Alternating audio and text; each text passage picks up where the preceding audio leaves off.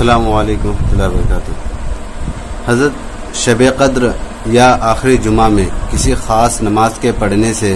ذمے میں باقی قضا نمازیں ادا ہو جاتی ہیں، یہ سمجھنا کیسا ہے؟ سائل محمد پذیر الدین سعدی، اتر دیناج پور، بنگال۔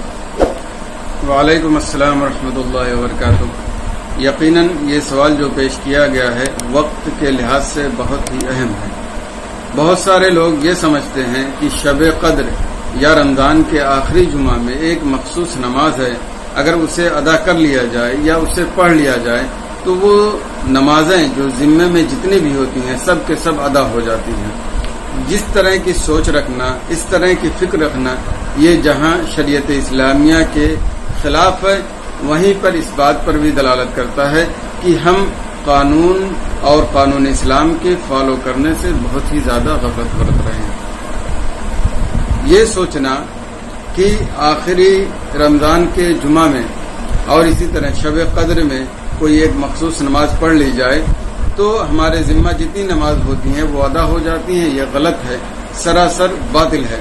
چنانچہ حضور صدر الشریعہ علیہ رحمت و رضوان فرماتے ہیں، قضائے عمری کی شب قدر یا اخیر جمعہ رمضان میں جماعت سے پڑھتے ہیں اور یہ سمجھتے ہیں کہ عمر بھر کی قضائیں اسی ایک نماز سے ادا ہو گئیں، یہ باطل محض ہے۔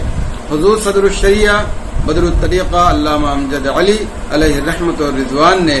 اپنی اس بات سے بالکل واضح کر دیا کہ اگر کوئی شخص یہ سمجھتا ہے کہ آخری جمعہ میں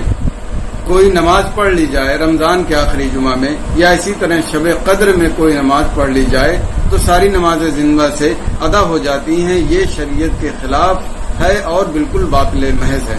آپ دنیائی اعتبار سے سوچ لیں، اگر آپ کسی آدمی کے 1000 روپے باقی ہیں، 1000 روپے باقی ہیں اور آپ اس کو صرف 5 روپیہ دے دیں اور وہ صرف 5 روپے پہ راضی نہ ہو تو کیا 1000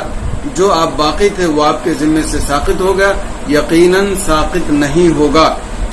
بلا تمثیل۔ اسی طرح اگر آپ کے ذمے 10، 20، 50، 100 نمازیں باقی ہیں اور آپ یہ سمجھتے ہیں کہ ہم ایک نماز شب قدر میں یا جمعہ کے رمضان کے آخری جمعہ میں ادا کر لیں گے تو ہمارے ذمے جتنی نمازیں باقی ہیں سب ساقط ہو جائیں گی، یہ غلط ہے، شریعت اسلامیہ کے بالکل خلاف ہے۔ ہم مسلمانوں کو اس طرح کی تساہلی نہیں کرنی چاہیے اور اس طرح کی باتوں پر اعتماد نہیں کرنا چاہیے، اور خاص طور سے پوسٹ ہیں اور ادھر ادھر سے باتیں آتی ہیں اس پر ہم اعتماد کر لیتے ہیں، ایسا نہیں کرنا چاہیے، بلکہ ہم پر لازم ہے کہ قابل قدر علماء سے رجوع کر کے اس بات کی تحقیق کریں، پھر اس پر عمل کریں۔ بہرحال یہ روایت یا اس طرح کے جو بیان آتے ہیں یہ غلط ہیں۔ ہمیں چاہیے کہ ہم ذمہ داری کے ساتھ اپنی نمازیں ادا کریں اور جو قضا نمازیں ہیں اسے تھوڑے تھوڑے کر کے اپنے ذمے سے ختم کر لیں۔ اب بات قضا نماز کی ہے تو ہم یہاں پر اشارتاً یہ بھی بتا دیتے ہیں کہ ایک آدمی جس کے ذمے کئی نماز ہو وہ کیسے ادا کرے اور نیز تاخیر کرنے میں کیا کوئی جرم ہے یا نہیں۔ تو سب سے پہلے میں یہ بتا دوں کہ اگر کسی شخص کے ذمہ کئی نمازیں یا کثرت سے نمازیں باقی ہیں تو اس پر لازم اور ضروری ہے کہ جلد سے جلد وہ اسے ادا کر لے، لیکن اس ادا کرنے کا مطلب یہ نہیں ہے کہ وہ اپنی روزی روٹی چھوڑ دے، اپنے بچوں کی دیکھ بھال چھوڑ دے، بلکہ کہنے کا مطلب یہ ہے کہ ساری ذمہ داریوں کے ساتھ کافی وقت نکال کر کے جو اس کے ذمہ نمازیں ہیں اس کو جلد از جلد ادا کر دے تاکہ وہ اپنے فرض سے سبکدوش ہو جائے۔ دوسری بات یہاں پر یہ ہے کہ اگر زیادہ سے زیادہ آپ کے ذمہ نماز ہے تو آپ اس کو کیسے ادا کریں۔ ظاہر سی بات ہے اگر بہت زیادہ نمازیں ہیں تو اس کو اگر پورے اہتمام کے ساتھ پڑھا جائے تو کافی وقت لگے گا، اس لیے شریعت اسلامیہ نے اس میں کچھ اجازت رکھی ہے، آپ اس میں تخفیف کر سکتے ہیں۔ پورے دن کی کل 20 رکعتیں نماز ہوتی ہیں،